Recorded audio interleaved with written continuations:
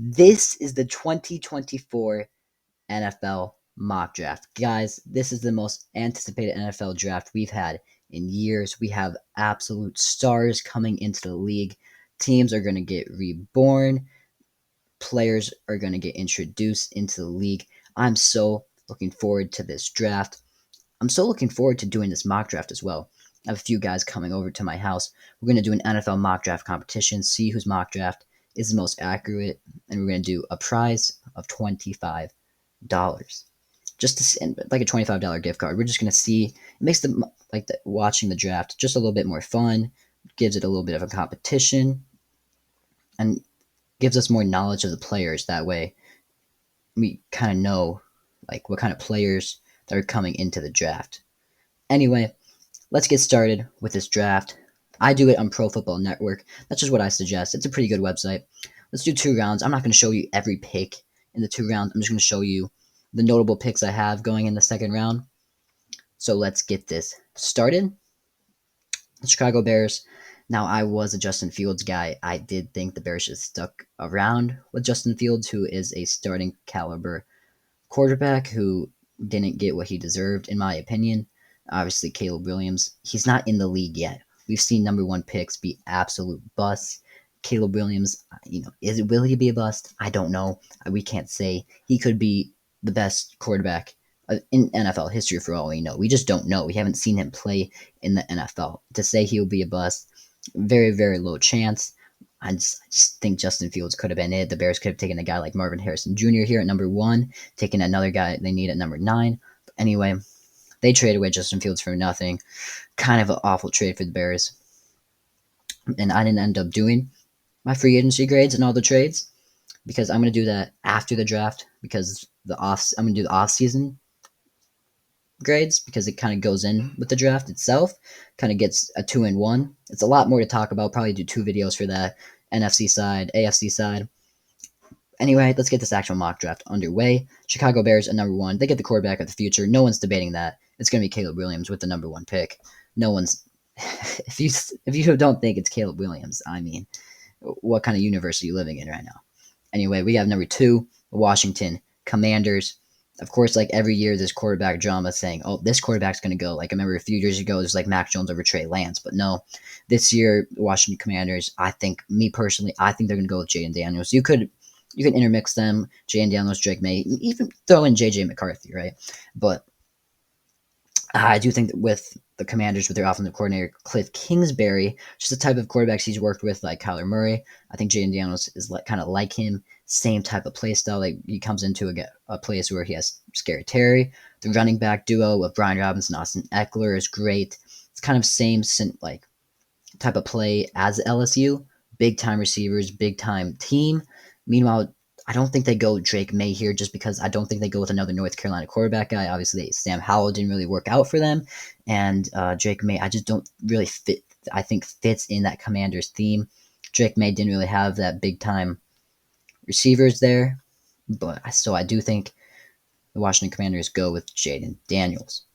Now, the Patriots, some people have, I looked at the mock drafts after I kind of did my first version of this. I already did a mock draft, and I wouldn't do a mock draft just with like kind of freestyling it right here because I take time to think about my picks. That way it comes out fresh and I know what I'm talking about. That way I'm like, ooh, who should I pick here for the Patriots? No, that's not what I do. Just like GMs in real life, they take time, and then when the picks come up, they know who they're going to take. And mock drafts are also fun to make because you also get in the head of these NFL GMs. You're like, what are they going to do? The New England Patriots, they do have a big need at receivers. I do see mock drafts having them go Marvin Harrison Jr. It would be a big need. They only have Kendrick Bourne, but I don't think they go Jacoby Brissett. I think they do go Drake May. Drake May comes from a low North Carolina team where they didn't have any big-time weapons, going into a New England Patriots team with not a lot of weapons. So I do think the Patriots are going to get the quarterback of their future in Drake May. Also, small-time North Carolina team in a huge conference. You have the Patriots in a huge conference as well. They need to refurnish that Patriots team under new head coach Jared Mayo, and they get Jared May. Kind of similar in last names, but there we go. Patriots got Drake May. The Cardinals, I do see some having them trade back with the Vikings. If I'm the Cardinals here, I have no need to trade back. Um, sure, could you use more depth, more pieces in that team, in that rebuilding team? Yeah, you could. But if I'm the Arizona Cardinals and you have no receivers, you traded Rondell Moore to the Falcons. You got rid of Hollywood Brown to let him walk. I think you get Marvin Harrison Jr. I mean, if you're really sitting there, you're the Arizona Cardinals. Do you trade back knowing Marvin Harrison Jr. is on the board? I think they get Kyler Murray, a huge time weapon, in Marvin Harrison Jr., who's going to be the future #1 receiver in Arizona for a long, long time. And so the Cardinals are going to do just that. Now we have the Arizona Cardinals. This, I think I'm going to have my only trade. I don't want to do that many trades, but I think this trade is a bit too obvious. Now, if you're an NFL GM, let's do the Chargers trade with the Vikings. Well, I might have done it opposite way. Let's do 5, 140 for 11. 20. I think I did it the opposite way. I'll hold on. I think it's going to get rejected. Yep, I'll have to do it the opposite way. Minnesota trading with the Chargers. Okay. You see, I don't know if it really takes that 22nd pick to trade up with the Chargers, but I do know Minnesota got that 22nd pick. I don't think they got that 22nd pick for no reason. And I'm the Minnesota Vikings. I don't think you need that 22nd pick. Your offense is pretty good. They have Justin Jefferson, obviously. You got Jordan Addison. You let Osborne walk, but I think that's okay. Sam Darnold is not the future time quarterback of that team. And the Minnesota Vikings were still competitive without Kirk Cousins last year. Now with him off the books, they re-signed, not re-signed, but they signed a bunch of guys to that defense. I really think all they need is a quarterback to be competitive in this league. So let's get this trade going through. On the Chargers, they lost a lot of pieces. They didn't really have the cap space, kind of almost rebuilding. They need a lot of picks to get this team back competitively in that AFC West. So I'm going to have the Minnesota Vikings trading the 11, 23, 177. They could use some future picks here. I don't know. I don't know how much it's going to trade up to only trade up 6 spots. I don't know. I'm not a GM, but I'm going to have them trade the 5 and 140. This should be easily accepted. There we go. Now the Minnesota Vikings have the 5th pick. I'm going to have them go J.J. McCarthy. And now they also trade up right in front of that Giants team. That could have been a sneaker for J.J. McCarthy. Obviously, they have Daniel Jones and Drew Lock there in a quarterback competition, kind of like the Raiders have Gardner Minshew and Aiden O'Connell. Now the Giants, I think they're going to be okay with this. Now, I do have them going receiver here. They do have Darius Slayton, who's skipping the workouts, though, because he wants a new contract. You have Jalen Hyatt, the speedster. He could be a sneaky guy coming up in the second year. That's why I'm going to have them avoid Malik Neighbors. I'm going to have them go a different receiver who is a bit taller, a bit more big, and that's kind of what the Giants need, a big-time target. I'm going to have them go Rome Odunze, but also have them going to the Giants because I think the Giants in the second round are going to get a guy that's kind of familiar with Rome Odunze. Hopefully you guys are familiar with the hint I just gave there, and you're like, whoa, second round? I do have these quarterbacks dropping. I think it's only going to be these first 4, then the rest are going to drop until the second round. Because I think these teams are comfortable with quarterbacks now. They want to take other big-time prospects. They're going to let these quarterbacks drop. The Giants, I think they're okay. They're going to be comfortable taking Rome Odunze. Now the Tennessee Titans, they need to boost the offensive line. They need to protect Will Levis. They also signed Tony Pollard. I don't want to get too much into my free agency grades, but I don't really like it. I definitely see Tony Pollard as a Tennessee Titan guy, but they already had Sharp there, Tajay Sharp, and he is a nice upcoming running back. But they're also like kind of like the same player. I don't really like that combo of Tajay Sharp and Tony Pollard. Obviously, Tony Pollard is, as we saw last year, isn't a number 1 type running back. He needs to split carries, and he is going to do that now in Tennessee. But I feel like Tennessee is just like a little kid in a candy shop. Like they didn't need to go out spending all this big money. Like Calvin Ridley, boom, $92 million. Tony Pollard, boom, like a $30 million deal. They didn't need to do this. They just got excited. They had money they wanted to spend on their offense, and that's what they did. Well, I think they get a big-time offensive lineman here. The best offensive lineman in this draft, Joe Alt. He goes on the opposite side of Skoronski, which they got last year. They keep getting the best offensive tackles in the draft consecutive years. I think they're going to do that. They're going to really need a good running game here.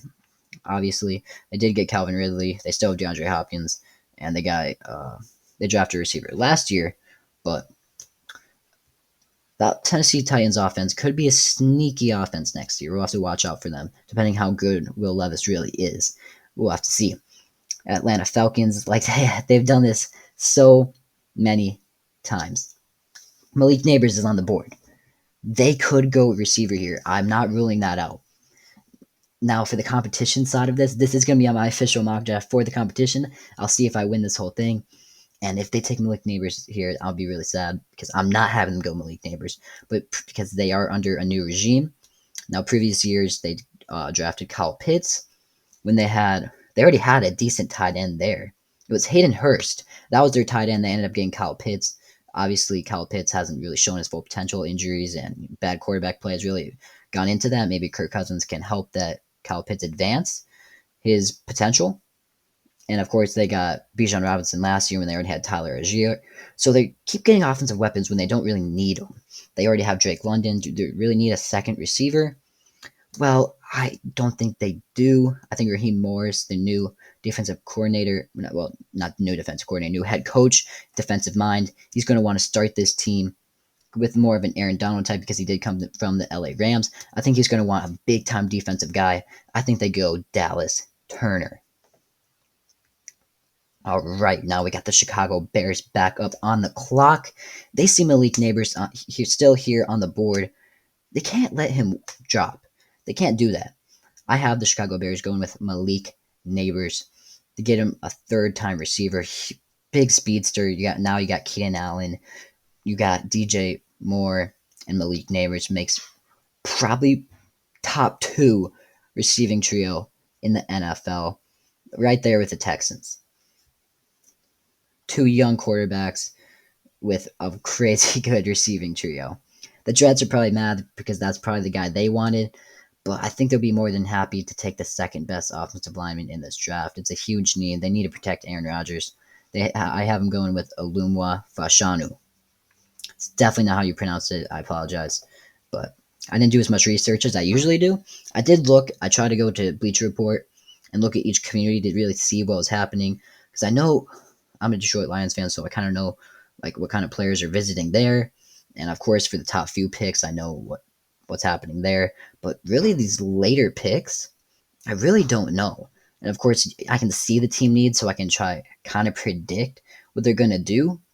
But harder said than done. Anyway, and of course, you have teams that reach for players. They're not going to always take the best player on the board. So next, you have the Chargers, and you have a Jim Harbaugh, who is kind of copying that Ravens. And if you really look into that, the Ravens have a 2 tight end set, Isaiah Likely and Mark Andrews. And the Chargers just got J.K. Dobbins and Gus Edwards. I don't know if you're familiar, but those were Ravens running backs. And they just signed Will Dissly. They got rid of receivers because Jim Harbaugh doesn't really use receivers. Obviously, he had Roman Wilson last year, but other than that, he didn't have many great wide receivers. But he does have really good tight ends. And I think with Brock Bowers still here on the board, Jim Harbaugh is going to take a huge big-time tight end. Is it his best? Is it like the biggest need for them? No, could use receiver is probably a bigger need, or even on that defensive side of the ball. But I am going to have him go Brock Bowers. I don't think they pass him up. Now for the Denver Broncos, you're probably going to be like, oh, is this going to be Bo Nix or Michael Penix? No. I actually just saw a thing from George Patton. I was going to have him go with a defensive player anyway, but I just saw a thing from George Patton saying he's comfortable. He loves the quarterback class. He loves 7 to 8 quarterbacks. I think he's going to be comfortable waiting until day 2 or day 3, getting a guy like Spencer Rattler maybe. He's comfortable with letting these quarterbacks fall, and he's going to take a big-time guy on that defensive line. Obviously, you see his team need. Number 2 is defensive tackle. I have him going Byron Murphy, big-time defensive tackle from Texas. Now, you see guys that aren't really rated. That, like Byron Murphy on some is like a top 10 player. Here they have him 22nd. So ignore the ratings here because ratings depend. Ratings really change. And on this, it's different from other websites. So I have him going Byron Murphy. Forget Johnny Newton being above him. It depends. I have him going Byron Murphy. It's fine. they're going defense in my opinion. Raiders, they're going offensive line. They have Gardner Minshew. They need a huge boost. You see team need number 2, it's offensive tackle. Obviously, teams don't always get their number 1 team need. Of course, I just had the Chargers take a tight end. But anyway, I have the Raiders going Talis Fuaga. Could honestly go with the Jets here. I have the Penn State offensive tackle going. So I think he's going to go to the Las Vegas. Almost drafted the wrong guy. That would have been really bad. And I think more offensive linemen are going to go. I think the Saints are also going to go offensive line. They're going to go Marion Mims. Big guy, big conference. That's exactly what the Saints need on the offensive line. It's kind of what they get. Saints really love to get offensive linemen that are developmental. So I think that's what they do. Get a huge time offensive tackle from Georgia. All right, now we got the Indianapolis Colts. Now, could they use receiver? Yeah, but their second need is corner. And I think now that they see Terran Arnold still on the board, I think the first corner off the board, the best corner off the board is going to fall to the Indianapolis Colts. Yeah, they just re-signed Kenny Moore, but it doesn't hurt to add another corner. It doesn't have, but teams could always use another corner, in my opinion. The Lions could use another corner, even though they still have Carlton Davis, and a bunch of guys there. They could use another corner. So I have the Colts going Terrion Arnold. All right, I'm already 16 minutes in. I should probably go a little bit faster. It already feels like I'm speaking Super Saiyan right now, but I'm 16 minutes in. I need to hurry this up. And we're only halfway. Oh boy. Next we have the Seattle Seahawks. I have them going offensive lineman, hometown guy, Troy Fotanu. Really need to boost the offensive line. That's really simple. Is what it is. I'm not going to explain it anymore. You can argue with me on that. Maybe have them go corner. I didn't really like their offseason moves. They got rid of Jamal Adams, got rid of Condre Diggs. And sure, they do want to make that defense a little younger, maybe cheapen it up a bit. I just didn't understand it. They didn't really need to do it, and they did it anyway. It is what it is. Jaguars, they need corners bad. They need corners really, really bad. They addressed the offense in the offseason, and my grades for that, you'll see there. It was, they were okay deals. Anyway, let's go defense here. I think they're going to avoid Keon Mitchell, corner from Toledo. I think they're going to avoid him just because they're in win now mode and they need a corner who has a little bit more grit, has played in a tougher conference. So I have them going Nate Wiggins, corner from Clemson. Next, we have the Cincinnati Bengals. Cincinnati Bengals, they have a lot of needs. This says they need defensive tackle, but they have B.J. Hill, Sheldon Rankins. I just don't think they need a third defensive tackle. Obviously, those guys aren't long-term options at defensive tackle, but they need a guy that can come in and play right away. Now, it also says they need offensive line.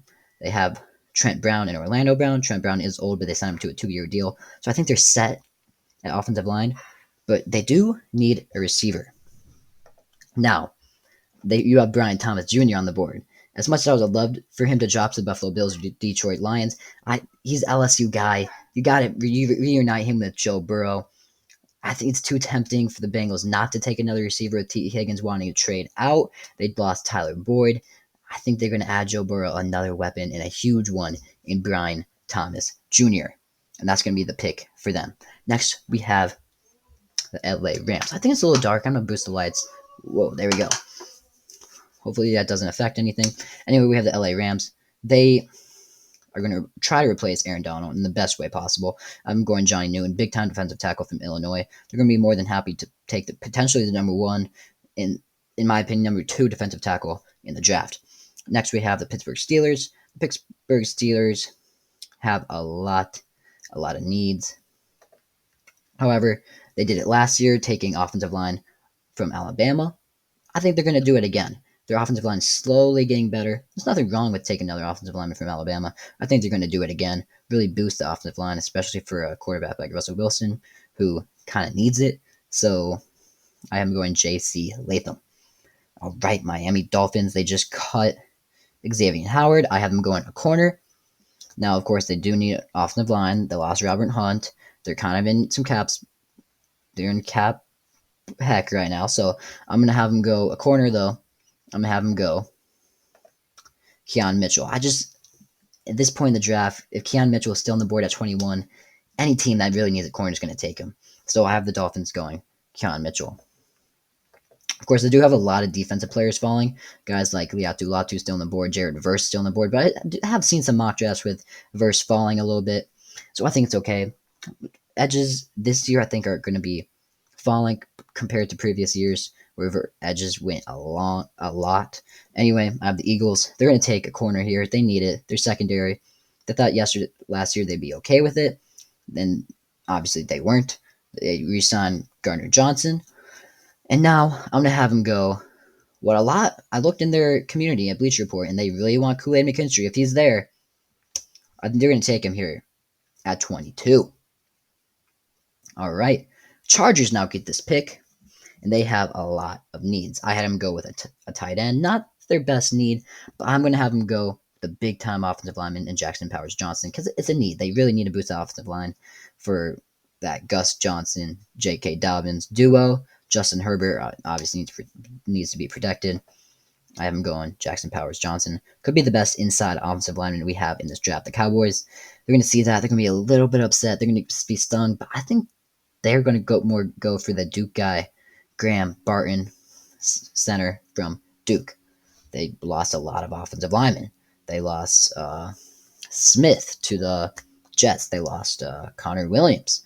So they need to get offensive linemen. I'm going to have them go Graham Barton. Next, we have the Green Bay Packers. I have the Packers going with Cooper DeJean. They got an Iowa guy last year. They really need to boost that secondary. It's their second need. Cooper DeJean, I really think could fit here. He can play safety. He could play corner. He is elusive. He can play any one of those roles. So I have him going Cooper DeJean. They got an Iowa guy last year, bringing an Iowa guy in this year. So here we go. Next, we have the Buccaneers. Their number one need is edge. I think they'd be more than happy to take a guy like Jared Verse from Florida State. Keep him in town. Florida State guy stays in Florida. Huge need for the Tampa Bay Buccaneers, who their defense is getting on the older side. Lost Shaq Barrett. They're going to bring in Jared Verse. Anyway, you have the Arizona Cardinals. They need an edge. They're going to bring in somewhat of a hometown guy. They see the Atu Latu still on the board. They're going to take him. Edge from UCLA. Next, the Buffalo Bills need a big-time receiver. That's what they're going to get in Adonai Mitchell. Could be Keon Coleman. I've seen some advocate for Xavier Worthy. I don't really like that. I think they're obviously going to take a receiver at this with a bunch of big-time receivers still on the board. I really couldn't see them not taking a receiver in the scenario, so I have them going Adonai Mitchell. Detroit Lions, they're going to take Chop Robinson. That's their number one need. Chop, big-time, bunch of hometown guys in Detroit love him. They want him. Obviously, I think receivers in need. They let go of Josh Reynolds, but edge could always use one. A receiver, the Lions can get later down the board, so I have him going Chop Robinson. All right, the Baltimore Ravens, they lost Geno Stone. I'll try to speed this up, make this quick. It's already 23 minutes. I'm going to have him go with the best safety in the draft, Tyler Nubin, safety from Minnesota. 49ers, they're going to take the next best offensive tackle. They need it. Number one need, Tyler Guyton, offensive tackle from Oklahoma. They love Oklahoma guys. Mark Andrews. Here we go, Tyler Guyton. Kansas City Chiefs. Now, I've seen a lot of people mock him just because he's so fast, but they do have Hollywood Brown. Do they get a receiver like Xavier Worthy? Or they get a receiver like Keon Coleman, a big-time guy? I actually have him going Xavier Worthy. No matter what receiver, you can you really like Xavier Worthy, Keon Coleman. You could be either one. I have him going Xavier Worthy. It just depends. We'll have to see on draft day which direction they end up taking. I think it's going to be receiver no matter what here at 32. I don't expect the Chiefs not to take a receiver, especially with Rashee Rice in a bunch of trouble right now. That could be an issue for them. Next, down the board, I'm going to skip all these picks. Raiders, I expect the Giants to go Michael Penix Jr., quarterback from Washington, to pair up with Rome Odunze. Then Bo Nix, I actually don't know where Bo Nix is going to go. Bo Nix could go to the Raiders here at 44, or he could go to another sneaky team. The Broncos don't actually. I think Bo Nix is the Broncos' favorite right now to land, but the Broncos don't have a pick in the second round. Does Bo Nix really fall to the third round? We will have to see. Well, watch this back after the draft. Let's see how accurate I really am. Thank you guys so much for watching, and this is the official NFL mock draft for 2024.